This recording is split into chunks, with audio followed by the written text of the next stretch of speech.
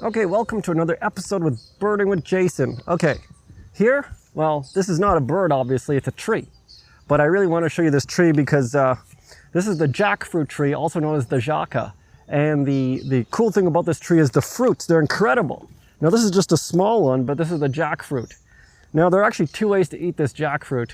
And it's really cool actually because, well, with the jackfruit tree, you can, if you harvest a big one of these fruits, you could probably survive on it for a whole week. There's so much fruit in it. And there's two ways to eat it. You can either eat it ripe or unripe. Now it's much better to eat it ripe. I try to unripe, I'll tell you about that. But if you eat it ripe, it produces this like yellow fruit. And if it's unripe though, you kind of have to cook it a long time, but you get this kind of thing that looks sort of like meat, but isn't meat. So you take one of these things, you cut it open into discs and you kind of cook it for a long time or pressure cook it. And the big ones are up there. You'll see those big ones later.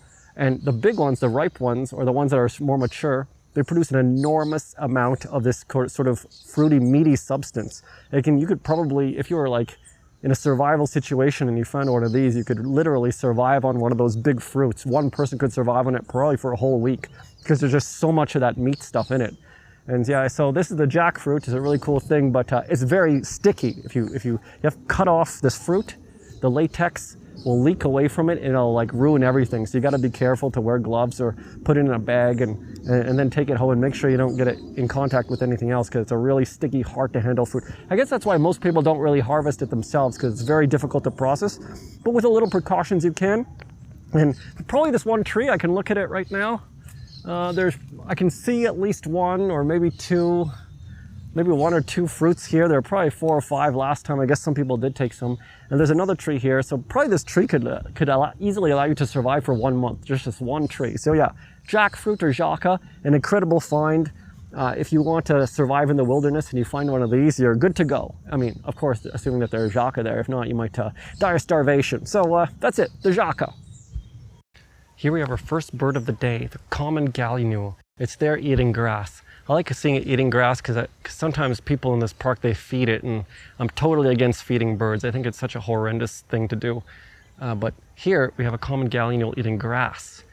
It's sort of more of a natural food for it. And it's not a very rare bird, so that's typical. The first birds are often common birds like the common gallinule, hence its name. But I do love the common gallinule because I've gotten lots of good shots of the common gallinule in this park. So that's the first bird of the day, common gallinule. Actually, I did see a few other birds, but this is the first one that's actually appearing and I can observe in a more calm environment. So let's go see if we can find some more birds after the common gallinule. So here we have another non-bird, but a tree. Now, can you recognize what this tree is? Well, maybe not right now with this leaf in the way, but let's take it away.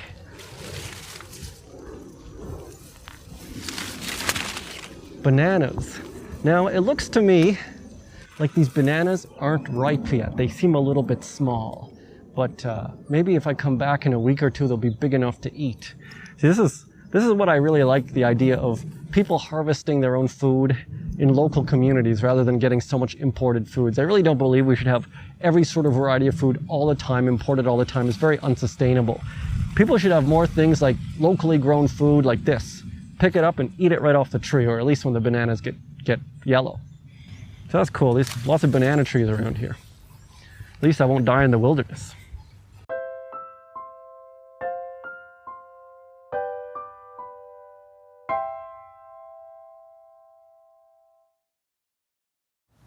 Okay, so I just saw in the bush the pale-breasted thrush. That's a common thrush around here, but not as easy to see as some of the other thrushes. It likes to skulk underneath the trees in the forest. It doesn't like to come out in the open too much. The pale-breasted thrush. It's a very nice looking thrush, has some subtle colors. I actually got a very nice picture of the pale-breasted thrush right in this park not so long ago, just a few months ago.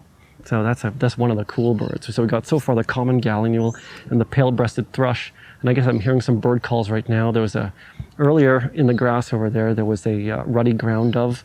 And also there was some picazura pigeons like I mentioned before. So we're seeing a lot of birds so far. Let's see if we can see a few more. Maybe we can see some rare ones.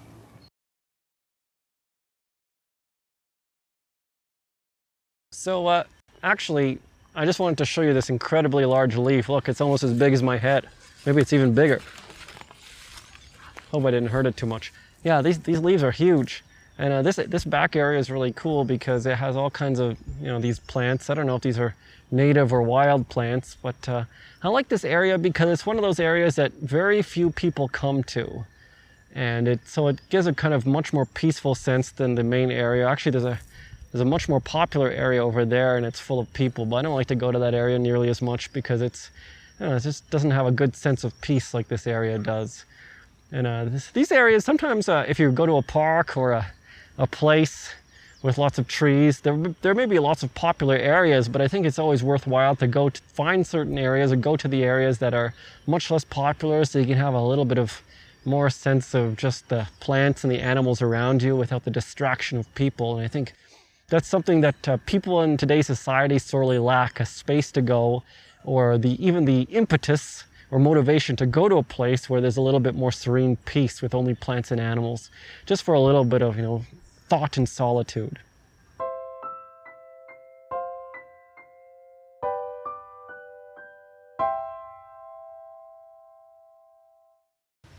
This is really cool. We got a wall here, a concrete or rock wall, and it's actually got several species of birds in it. Now let me see.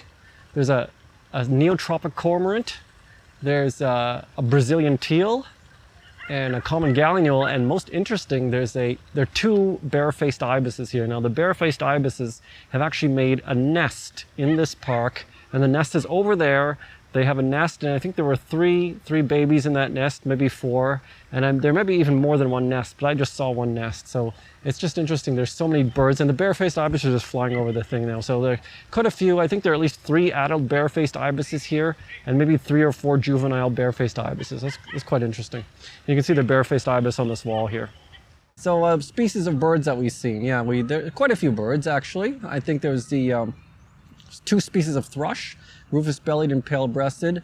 Got the barefaced ibis, common gallinule. There's a white-faced whistling duck with a baby, and I think there's going to be some footage of that. There's Brazilian teal, rock pigeon, white masked water tyrant, and maybe there are a few other birds. I don't remember any other birds. Let's see. Yeah, I don't think there were too many other birds out there.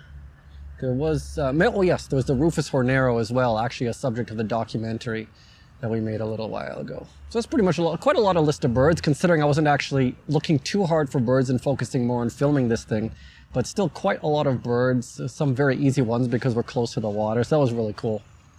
And so I hope you enjoyed this episode, and I'll see you again next time.